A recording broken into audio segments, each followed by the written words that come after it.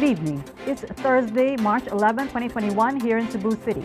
I'm Cherry Ann Lim and this is SunStar Tonight.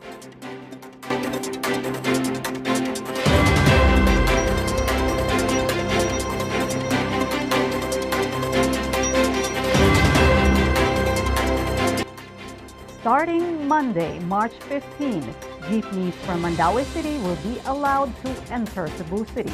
This comes almost a year after Cebu City suspended the operations of intercity jeepneys due to a surge in COVID-19 cases.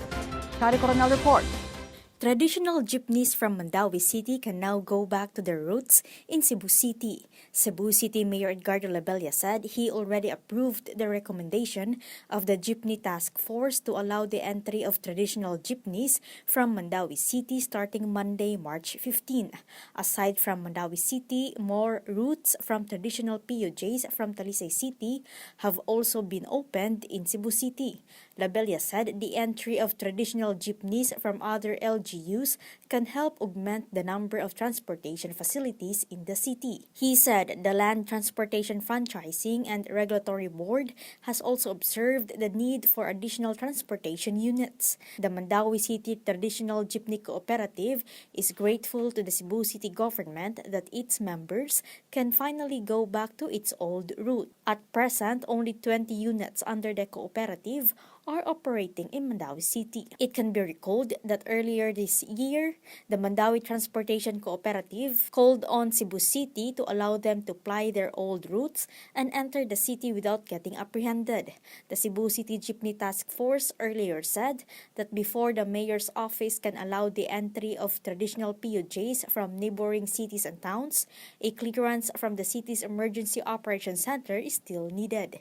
One factor for the delay of the EOC's approval is the recent rise in the number of COVID-19 cases in Metro Cebu. Labella reminded the drivers to strictly implement the health protocols in their respective units. He said if there will be a noted number of violations, the city may possibly order a stoppage of the operations of the intercity traditional PUJ units.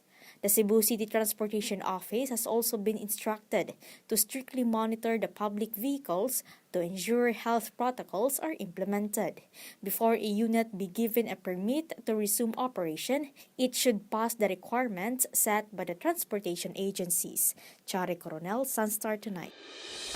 The Cebu City government targets to vaccinate 400 individuals per site per day once it starts its COVID-19 vaccination program for the public.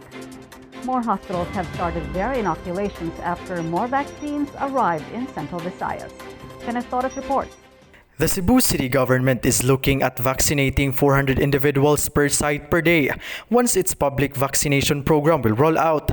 Mayor Edgardo Labella said that priority sectors in the program include barangay health workers, private doctors and medical workers from laboratories outside hospitals and birthing centers. Labella said the city continues to search for and prepares areas with wide spaces as vaccination sites. The Cebu City government opted to use AstraZeneca and Covovax vaccine for its public vaccination program.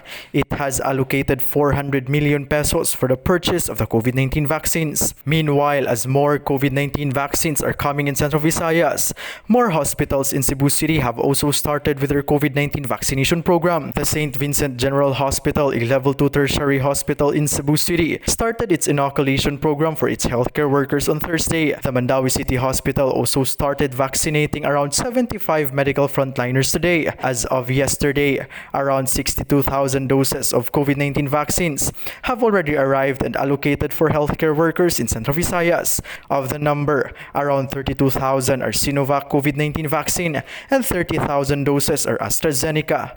Kenneth Torres, SunStar Tonight. SunStar Tonight will be right back after this short break.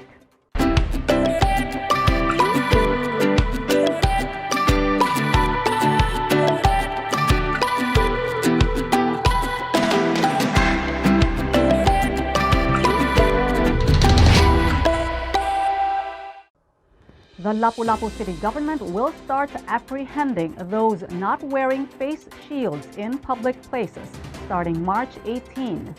The city will also distribute free face shields to those who cannot afford to buy them. Shari Coronel reports.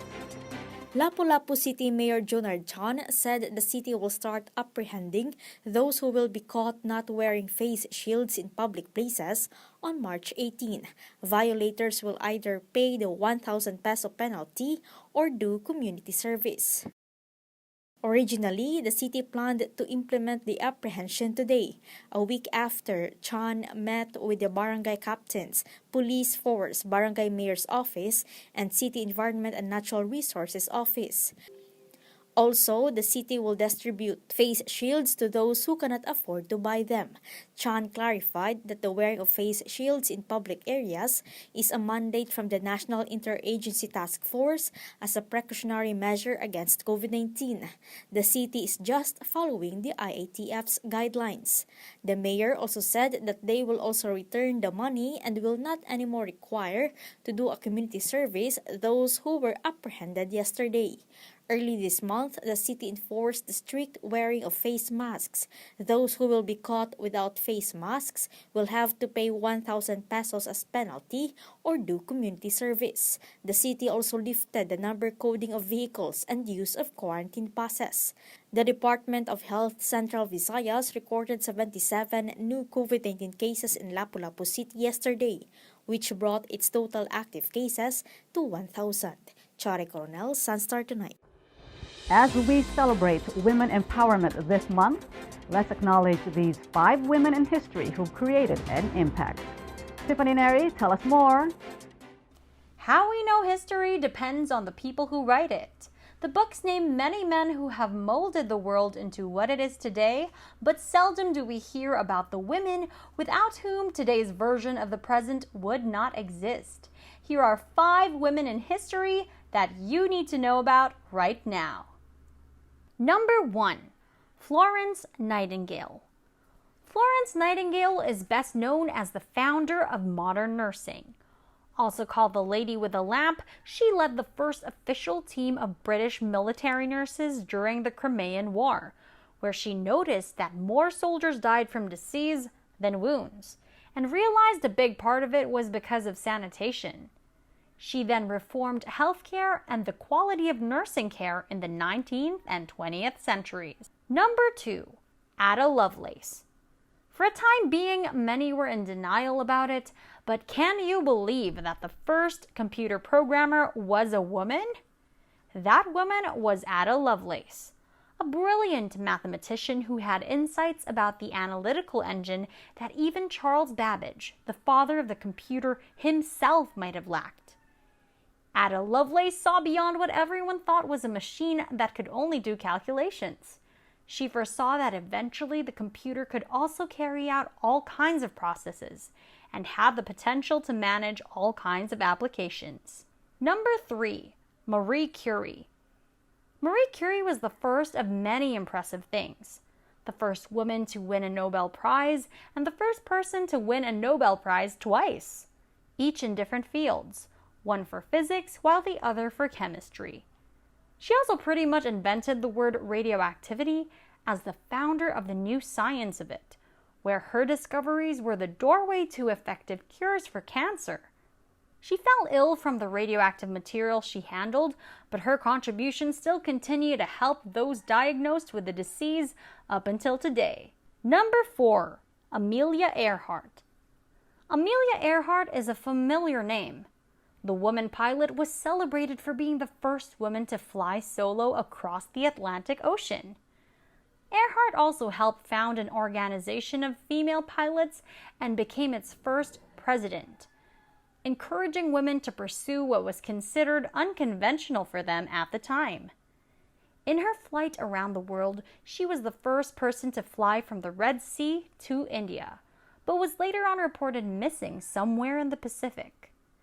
Her disappearance is still one of the greatest unsolved mysteries in history today. Number 5. Gabriela Silang. Last but not the least is a Filipina who shaped our country's history as the first female leader of the Philippine Revolution. The name Gabriela Silang is one that incites respect and inspiration among Filipinos who fight against imperialism. After the death of her husband, a rebel leader, Gabriela took matters into her own hands and led the resistance and the team of rebels he left behind. She launched guerrilla attacks and sustained one of the longest battles against the Spanish colonizers for months, before finally getting captured and executed with about 100 other resistance fighters. History may be told by the books, but it is made by people. So ladies, rise up and make your mark in history. Do it with conviction, because you can. And I'll see you next time. This is Tiffany Neri for Lifestyle on SunStar Tonight. To get the latest, visit www.sunstar.com.ph. Follow us on our YouTube channel and official social media accounts on Twitter and Facebook. I'm Cherry Ann Lim, and this has been SunStar Tonight. See you again tomorrow. Good night.